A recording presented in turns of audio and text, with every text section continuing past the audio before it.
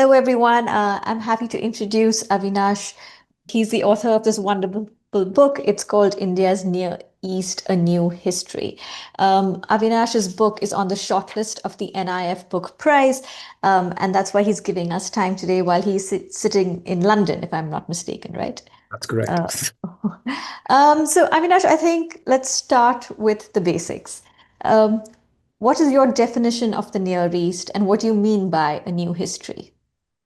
Thank you, first of all, Nandini, for the opportunity to kind of speak about my book and to New India Foundation for the shortlist. It's a deep honor, and I'm very excited about it. Now, in terms of the book, its framing, its idea, its pitch, the concept of Near East, to my mind, and when I was taking the decision during the course of this journey about how to define this book, right? It emerged from a basic kind of a gap that I thought existed in literature, but also in the minds and narratives of experts who would talk about this particular geography, this particular demography, which includes, of course, India's northeastern states, West Bengal, Bangladesh, Myanmar, uh, that these specialisms were not talking to each other. Just like the partition of the subcontinent, even the analysis in the literatures were partitioned. You would get amazing work on India's northeastern states, amazing work on Bangladesh and Myanmar, but no crisscrossing between the two. And I think that's where the idea came that, look, I want to offer something which offers analytical unity. Right. Not political unity, of course not. But to be able to give a yardstick, analytical yardstick for anyone who wants to understand this region, that these are regions which might seem partitioned and siloed, but are deeply interconnected. Right. The politics, the economics, social relations, and that's where the idea of Near East came in. And of course, I was very kind of cautious about the fact that Near East in itself is a colonial term, right? Mm. It's a term that was introduced just like Middle East or Far East, Near East. These are terms which have emerged in reference to European empires. And that is exactly what I wanted to kind of sort of decolonize the term from in some. This is India's Near East. It's a geographic Mm. analytical region. It's nothing to do with Near East in general. So it's a that's how I came to decide upon this term, and it liberated me from the silos that existed both in on the ground and in literature. And the idea, the novelty here was not to introduce a new concept of India's Near East, but to actually look at the humdrum of day-to-day diplomacy and statecraft in this particular region. How is it that India's state building processes, nation building processes, especially in northeastern parts where there has been historically a lot of resistance. Even today, there is resistance to whatever idea of India one espouses, for instance, right? There are different nationalisms, there are different communities, different religions, different identities, often kind of, asserting themselves and kind of seeking resources which are scarce in that region. Uh, the idea was to look at an interaction between India's domestic state building process with outside, diplomacy, external diplomacy with its immediate neighbors. So from my, the new history bit of it is that this is geopolitical history in inverse. How did India build itself by looking at it from an outside in perspective? And how did India do foreign policy by looking at its own domestic compulsions, interests, and aspirations? What were some of the main omissions of this older history? And what are some of those omissions or contortions that you are trying to correct with this book?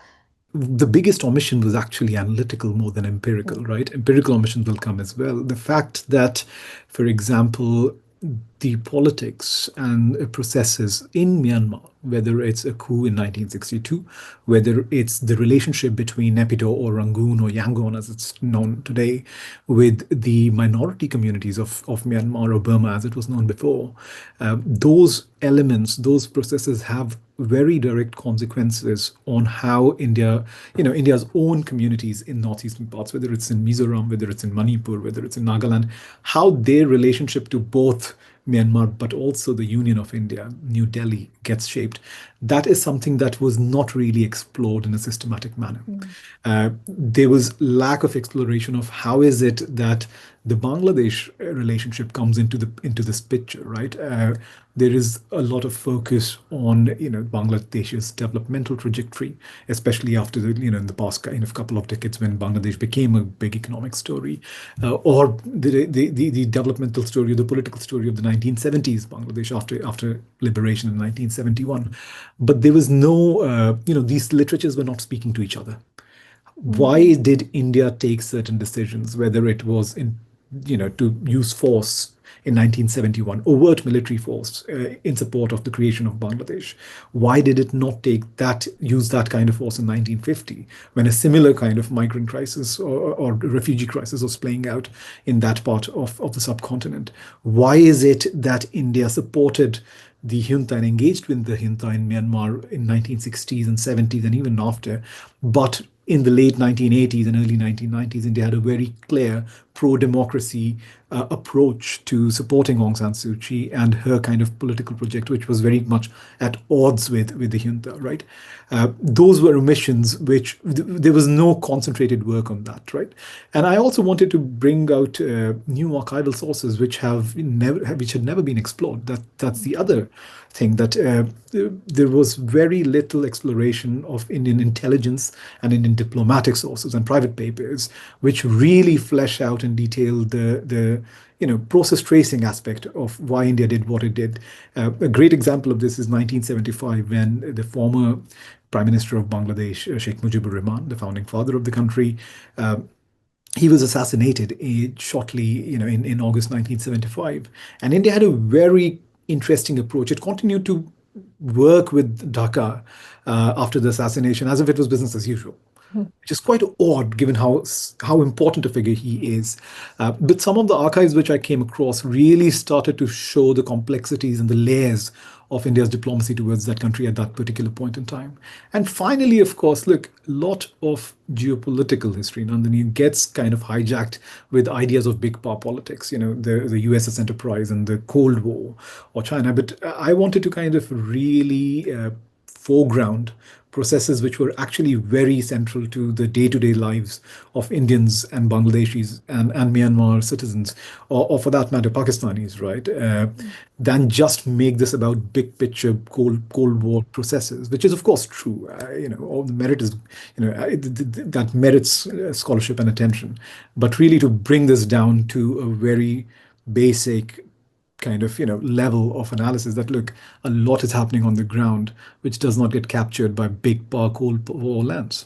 You were just talking about the people's stories, and you mentioned Bangladesh. And I remember reading in the book about how, when it comes to sources, especially when it comes to Bangladesh, you turned to oral history. And I found that particularly interesting. So, can we talk a little bit about that, just in terms of the oral histories that you were able to capture, the kind of people you spoke to, or something particularly memorable during your research from that time and from that source? These are the two kind of legs, the methodological legs, the source legs the book Right. stands on, is, of course, the archives and multi-sited archives, not just Indian archives in Delhi, but also in Nagaland, Assam, Mizoram, outside of India, of course, Bangladesh as well, and Myanmar archives. And then, of course, it's the oral testimony. Now, something, I'll give you an example of a very fascinating interview I had with a official in Myanmar. This is, of course, I'm doing my fieldwork before the 2021 coup. It's important to say this out because I don't think I'll be able to do that kind of work today, unfortunately. But this was in Yangon. I am interviewing this officer who had just recently kind of stepped down from a position of immense power, where he was in charge of, running the developmental projects and governance of the sensitive Rakhine state, where the Rohingya problem has kind of, emerged. And he was in charge when, in 2017, 2018, when the, claims of genocide and all sorts of charges start to get leveled, and some of them very accurately so, for good reason, right? So it's a difficult conversation, but he's a very congenial person. You can talk to him, and we're having a conversation in a cafe in central Yangon, in a very kind of comfortable, auspicious surrounding, and a very difficult, grim subject. And for me to broach this question about what did you do when it comes to the Rohingyas was a Mm. tricky one. And it took a lot of kind of, just half an hour of just warming him up to my project, Right. warming the person up to the idea that, look, at some point I'm going to ask you a tough question, and I'm hoping. And Interestingly, he actually came up with the idea of, no, no, let's talk about what we are doing to the Rohingya himself. And this is a time when, he's part of the civilian government. Aung San Suu Kyi was still, in power, but he's also very close to the junta. He's close to the armed forces, right? Uh, and when we started going down that route of conversing about, Naypyitaw's approach towards the Rohingya, a very charged debate globally at that point in time, of course. He said something very interesting, and he was like, "Look, India, the largest democracy in the world, has no right to kind of patronize us about, disenfranchising a few thousand Rohingyas. We know what you do in Assam." In terms of disenfranchising Indian citizens, so we, in some senses, we are the same. And that was such a brutally it was such, I mean, it was a gut punch. As a scholar who has looked at us, honesty of that kind of a comparison, however problematic that policy is and was, and however kind of, Right. brutal it was on the people and the communities who had to face the brunt of it, both in Assam or, in case of Myanmar, the Rohingya communities. He just, very bluntly put that out, that comparison. And for me, suddenly a lot of, this whole idea of this project trying to get issues related to India and its statehood and its nation building, Bangladesh and Myanmar, it really kind of came, the visuals of it came Mm. in front of me at that particular moment. And it was a very interesting moment for me as a scholar as well. I think that's where the journey that, look, this book cannot be just about India, Myanmar. That's how the project evolved, right? It was first about the Right. bilateral and then it became bigger. That's when it came that, look, this will have to be about the entirety of this region and the movement of people, forced movement and displacement as well. So that is one example. There are many more examples, of course, Right. Nandini. Yes. But this is something which, it resonates with me till now. Right. Especially poignant, I think. Yeah. You mentioned the Rohingyas, and I'm sure many people know it, but it's also revelatory about right now the NRC is much in conversation, etc. But you trace the sort of historic precedents about it, right? This is not a new thing. It's been happening for decades, in fact. So can we talk a little bit about that, about how it's not appeared in a vacuum. There's kind of a history to it and how that's kind of evolved over time. History, as you know, it's a cliche, but it's a valuable cliche when they say that history rhymes, if not repeats. And I think um, it is very strongly rhyming in the case of both the Citizenship Amendment Act and the National Register of Citizens.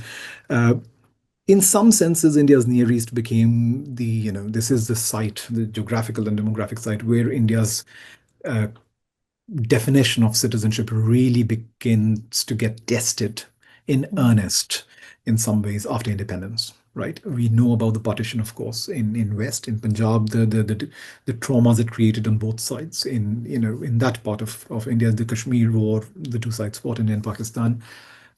But they were, the government took certain measures. The ministry was created to support people, refugees who had come from that side. That is not a process that played out in the East, where that kind of forced migration or displacement would occur around 1949, not immediately in 1947, even though communal kind of anxieties and violence was rife even before. But 1949 is when things really come to a boil, and the migrant crisis becomes very huge for India to deal with as well at that point in time. Nehru had to choose, right? Do you use diplomacy or do you choose war? And there was a lot of pressure to wage war because of the situation in the East. But he chose for diplomacy with Liaquat, and the Nehru-Liaquat Pact came into being. Uh, this is when the idea of, look, we need to have a national register of citizens to identify who are kind of so-called Indian residents, regardless of religion. Mm, Who do you identify as an Indian, and who do you identify, a very problematic term, but used in legal sense as an alien, so to say, mm, right? Um, and this is when it comes into being. And this became immediately a very politically charged topic. mm, And shortly after, the Citizenship Act a few years later would be instituted using parliamentary channels. So none of the debates that we see today on implementation or updating that National Register of Citizens and implementation of certain amendments around that has absolutely any novelty to it. And that's what I learned mm, while researching to this. What we see being proposed today, or what is happening today, has actually happened already at scale during the 50s and 60s, Nandini, right? Mm, Whether it's detention camps of people who you think are living illegally on Indian soil in Assam or elsewhere. We hear of detention centers emerging, cropping up today. In 60s, this was not even considered problematic. In fact, you would see government officials saying, yeah, of course. I mean, that's the most obvious thing to do. mm, So there is a lot of historical continuity. The idea right. of religion being at the center of identity, or cutoff dates, that anyone who came before 1965 is acceptable, after Mm, 1965 or 71 is not. Those are debates that have already happened. What we saw over the past few years around this particular issue was a reopening of a can of worms, uh, mm, which was already there. It right. just got deprioritized because other things were happening with the nation. So this is what I learned, and if history teaches us anything, and I've noted this at the end of the book as well, that it's easy to kind of open that can of worms. It's very difficult to Right. contain the aftermath of it.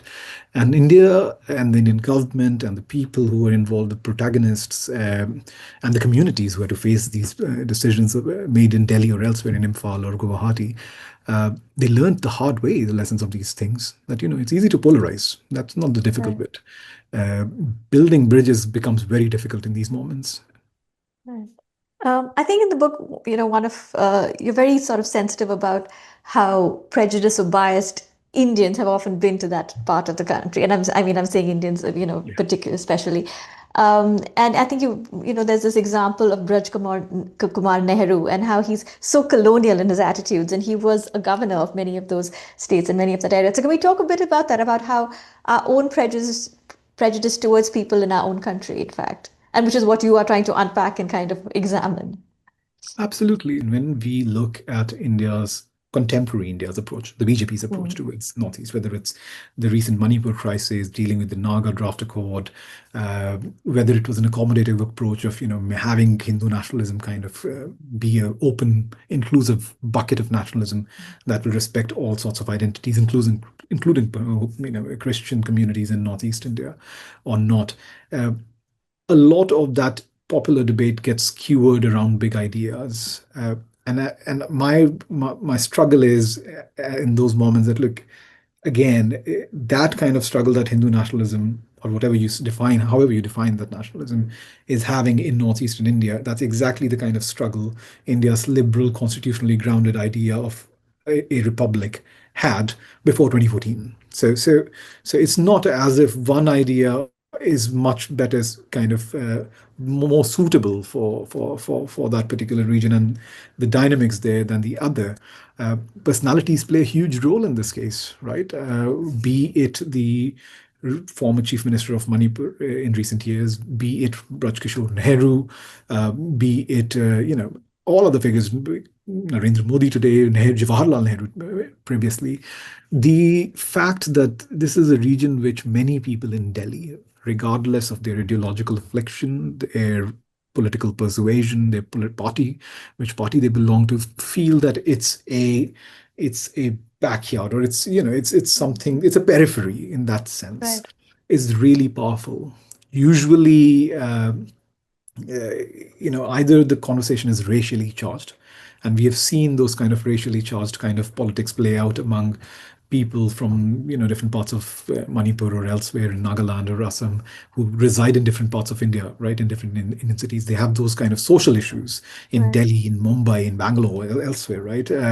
Some really difficult social kind of integration questions that brings to fore the difficulties of being, of this country in some senses, the social strains that still exist, but that also plays out in policy. And Braj Nehru, I mean, Biju Nehru is what he was called, BK Nehru. He was the epitome of it in some senses. I mean, here Mm, is a person who is literally approaching, and as a Congress, he's very close to Indira Gandhi. He's almost right. like a inner circle of Indira Gandhi, who is approaching that entire region with a very kind of vice-regal approach, that I am Mm. I am going to bring modernity to us, because you're not. Of course, you can't be modern, right? New Delhi will pay your bills so that you can become modern. and your liberation lies with me and with us. Mm. And the fact that not just in terms of ideas, but also in terms of actual resources, he commands a lot of authority, right? He Mm. sees himself as the spokesperson of all northeastern communities uh, for the government in New Delhi. He's the Right. interlocutor. So that creates a lot of problem. And I do believe that the lack of sensitivity is demonstrated by New Delhi, by Indira Gandhi in particular at that point, by appointing this figure who centralized power so much that it led to second order effects, which, a lot of the insurgencies that, Mm. the second order insurgencies that emerged in Assam and elsewhere can be traced back to that kind of policy. Uh, had that been dealt with a bit more sensitivity, I think things could have been different. Again, it's a counterfactual which no one can Right. prove today, but maybe things would have been different. And again, if I give a much more, kind of sympathetic reading to why Indira Gandhi did it, she was also anxious, right? Because of the threat coming from China, Mm. because of the threat coming from Pakistan. So she had different anxieties that were playing out. So a clash of anxieties happening in some senses. But the effects have kind of really wrecked, uh, and created a lot of trauma for generations. I was going to just ask you about that. I mean, you're talking about, you know, the state's attitude towards people of that area. What is their attitude towards the state? Again, like, in conversation, even now they call it the mainland, and they do feel like, they've been treated um, as stepchildren, literally. But can we talk a little bit about that from your own research and from your own reportage? Yes, I think both. Let me qualify this, Nandini, that the relationship and the learning that has happened for both kind of end of the spectrum, the state, let's put it like that, New Delhi, Mm. rather than the mainland or the not non-mainland, but Right. the state and the communities, there has been a learning curve, right? Today there is, I would argue, much more knowledge of and sensitivity towards communities that belong to that part of India, in different parts of India, in different cities, in metropolitan cities, within the government. There's more knowledge, there's more understanding, there's more appreciation than there used to be before. Mm. There are multiple reasons why that is the case: more mobility, internal migration, jobs, social media. So there's more connect in that sense. So there is, thankfully, I mean, this is not, it's still not perfect. I mean, those Right. kind of biases are still there. They've not gone away at all. But it is better than what I would say, used to be the case before, where there was a Mm. literal blinker. And that is also the case for a lot of communities and the new generation, the Gen Z of Mm. let's say Nagaland, right, or Gen Z of Mizoram, Gen Z of Assam, where not only they are much more confident about them who they themselves are, but they also feel entitled as citizens of the country to certain rights and certain duties and Right. certain access to resources and opportunity and livelihoods. So I think that, in some senses, in a big picture sense, their story has been a good one. And Mm. it's interesting that you asked this question. I was thinking about it about when Manipur imploded in 2023. Since then till now, in the last 2 years, there's been a lot of violence between the groups belonging to the Methi and the Kuki Right. communities, and there's always the big question of which side the NSC and IM and the Naga communities will go, especially in Manipur. Mm. But not one of the groups that were fighting each other, or armed groups in particular, none of them in the last 2 years have fought for autonomy. None of them Mm. said that, look, I want a different republic, as they would have said in 1980s or 90s or early 2000s, right? They wanted a better share within the Union of India.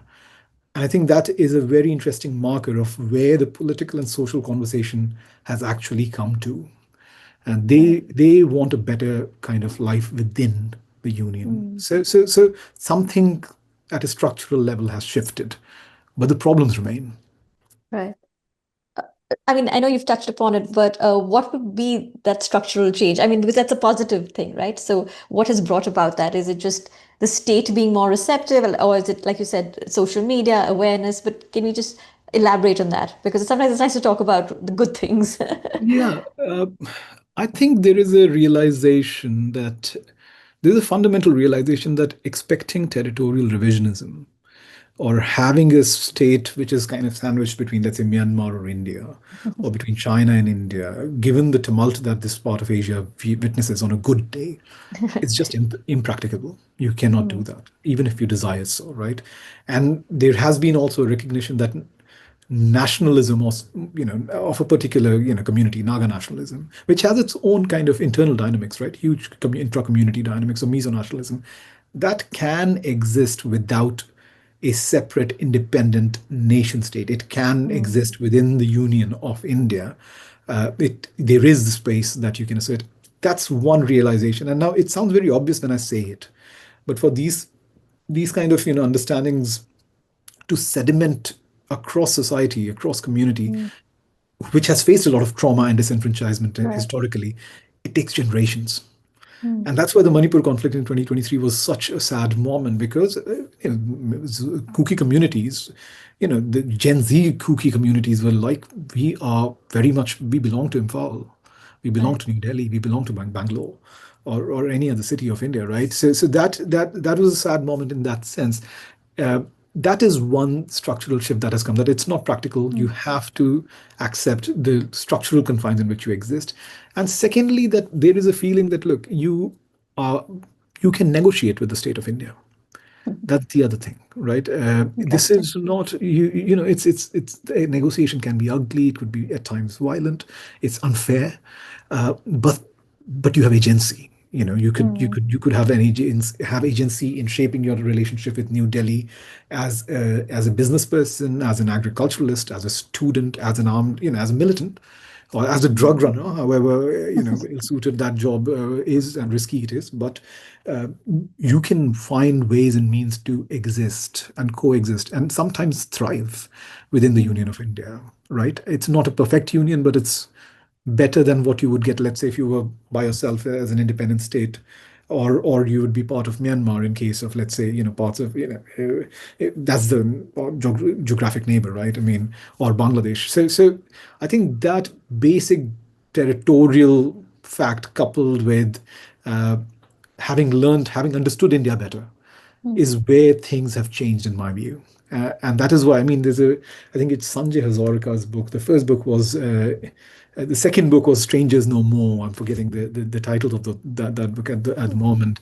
But the estrangement element at a social level has gone down, even if frictions remain. And I think that's, all said and done, that's a positive story. And I'll stop with one example. Look, the 2014 to 2019 NDA government, led by, of course, Narendra Modi in Delhi, the BJP was actually very accommodative of a lot of different communities' interests, even whether they're Christians, Kukis, Meithis, uh, and the trick worked. You did not mm, have that kind of friction by different communities at that point in time. Things start to take a different turn, political turn, after 2019, but right, that was not the case uh, till then. So you can see right, that uh, miscalculations and excesses can fissures which were on the mend in the past, with both during the BJP kind of governance and rule in the center. right. Interesting. Um, I mean, I just want to sort of, I think you mentioned in the book as well, the sort of now infamous statement about the termites, right? Yeah. And yeah, maybe can we touch upon that? Because like you said that, was there a change that happened in attitude? Like what happened? This again, this is similar to the story of the NRC and the Citizenship Amendment Act, where nothing is new. This particular term is not new. That's Mm, it's a shock when it comes right, for those who find it distasteful, for those who have to kind of live with that kind of you know unfortunate tag. And coming from a very powerful politician, it comes with there's consequences of that kind of narrative, right. and we've seen those consequences already. But this kind of terminology, Nandini, was very, very common during the Mm, 50s, 60s, and 70s. It's again at a social level when the term was used, or the rally perhaps in which it was said, people were like, yeah, okay. I mean, that's how that's how that's right.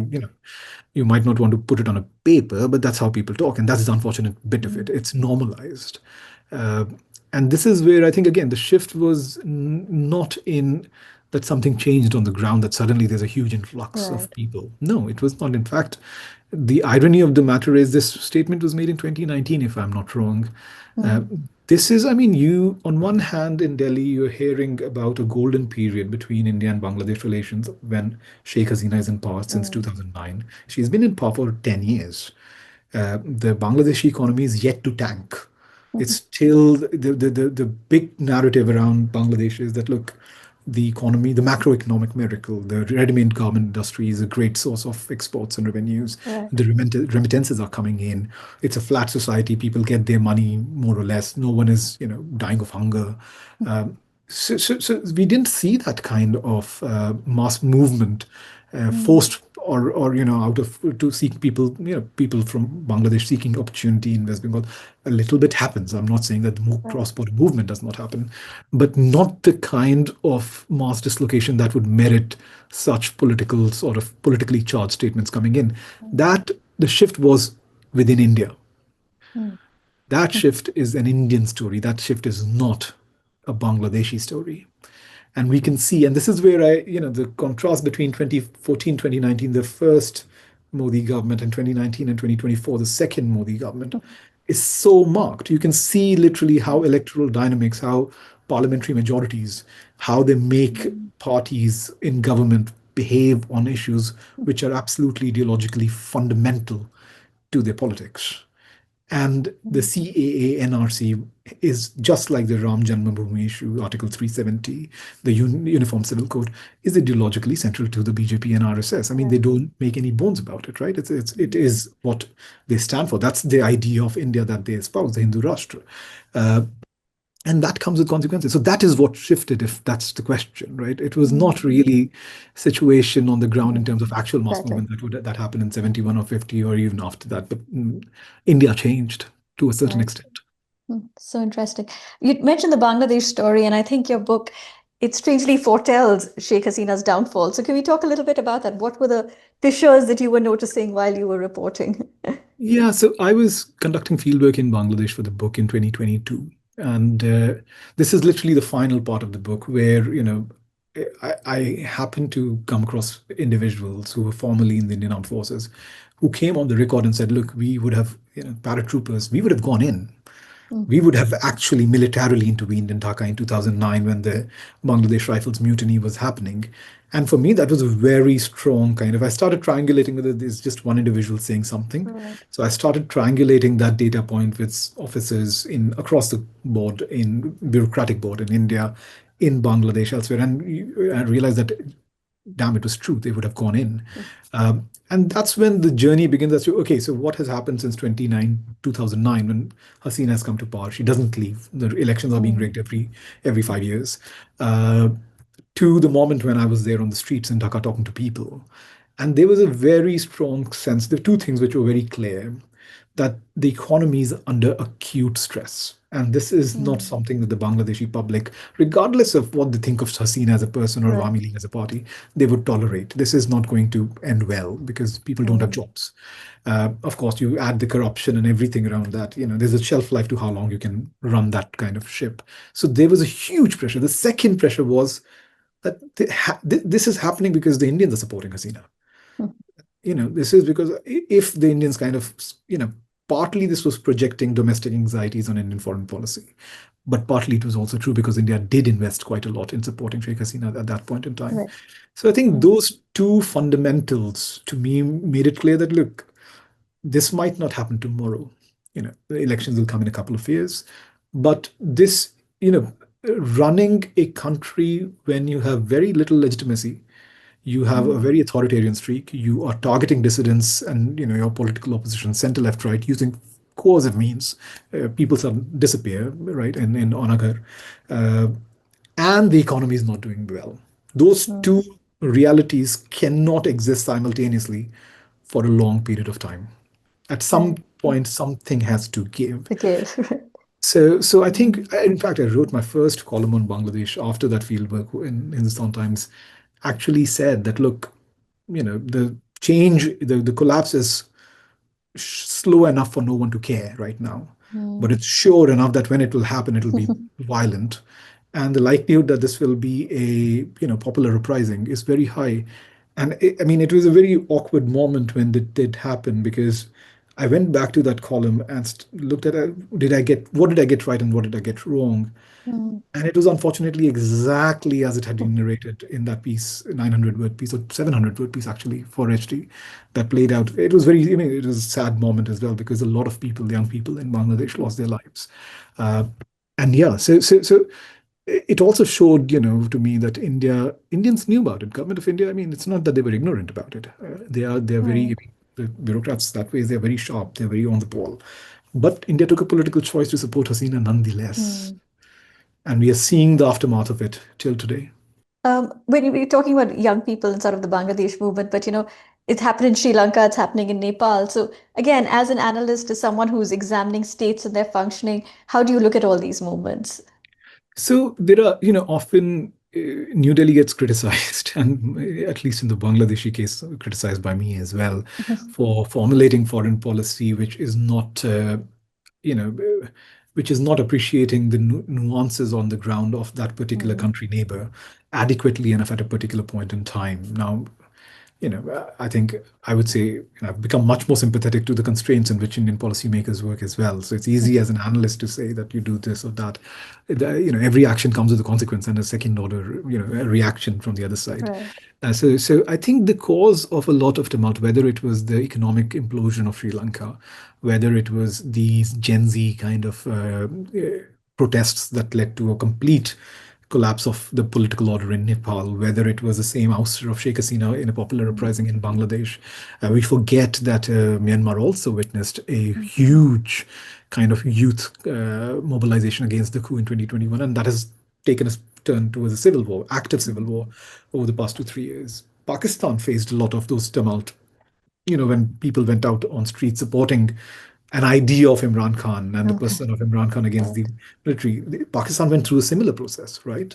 Uh, a lot of it, I think, this is being caused by various domestic problems, long standing domestic problems related to the political structures of these neighbors themselves. Mm. I think a lot of India's neighbors just somewhere fail to do inclusivity very well. You need to Mm. be able to react to new generations and their demands and change. And the political reaction loop, feedback loop, was not strong enough, or was Right. not fast enough for that matter, right? The governments were not responsive and the economy started to tank. So Mm. there's limits to what India could have done in any cases. This is something that would have happened. Uh, but yes, in terms of India's foreign policy aspect of it, is that could you have anticipated? I think Right. that is where I think there could have been a little bit more agility, both at an Mm. analytical level in New Delhi, but also in terms of praxis, that you could have perhaps started to have conversations with your neighbors about, look, the water levels are just rising and rising and rising. Right. And it's not all about Chinese finance. It's not all about India-China competition. It's not all about global politics. Just your economies are not working and your Mm. population is demanding change. So something will happen. So can we work together to make sure that the transition is as peaceful as possible? Even if India does not support democracy, liberal democracy the way West supported after Mm. the Cold War, and I'm glad they don't because that Western interventionism failed and blew back quite strongly, be it in Iraq, be it in Afghanistan, elsewhere. But just the ability to work with your immediate neighbors to say that we want peaceful transition of power. Right. Simple as that. And that Mm. itself, that one bottom line that, look, we want peaceful transition of power, it can resolve a lot of things. It will require the country to be inclusive. It will require the country to, Nepal, Kathmandu, the constitution had to have been inclusive to have that kind of inclusivity and peace built in. It was Mm. not, and you can see the results of that as well, right? uh, I do hope that changes, and I do see signs that Mm. New Delhi is learning from this particular last decade and a half that, look, you cannot just have favorites who you think will bid for you and your benefit in your neighborhood against China and work with you, just have an independent, one-sided relationship. It doesn't work like that. And that, these crises is also challenging India's neighborhood approaches in some fundamental ways. So give it another 3 to 4 years, Nandini, and I think India might, I won't be surprised if India does make a comeback. There's a lot Okay. of doomsday about India has lost the neighborhood. As someone who has looked at India in the neighborhood and Mm. has looked at the neighborhood, I don't buy those kind of really grim scenarios that India has lost the neighborhood to China. You can India cannot never lose its neighborhood to China in that sense, right? Right. It's Chinese finance, Chinese money, yes, but India knows how to kind of also deal with it in some senses.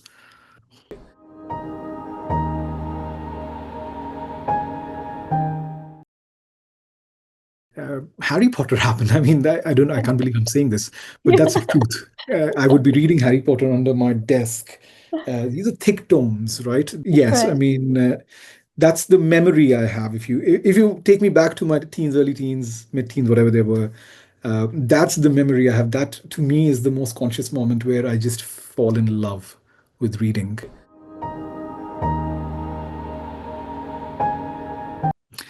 Uh, I love playing squash.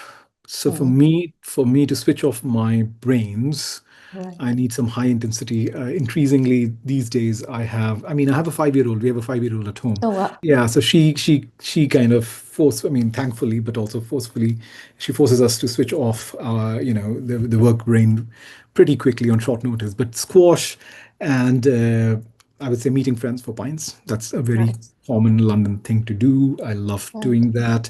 And yes, I mean, I've interestingly over the last year, I've gotten into yoga. And again, this was one of those Mhm. things which I thought growing up, I grew up in Delhi. Oh, Yoga is not going to happen for me. correct. Go for a run, mate. I mean, go for a run, go to gym, or do a sport. But yoga, and here I am. I fell in love with yoga, and I am for the last 1 year or so. I've been doing yoga almost twice every week, and it's Oh, wow. amazing.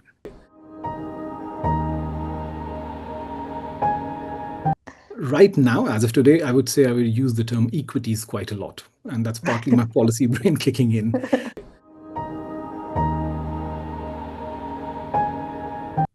Ah, I think yeah, the dash that would be my giveaway Oh, no. punctuation.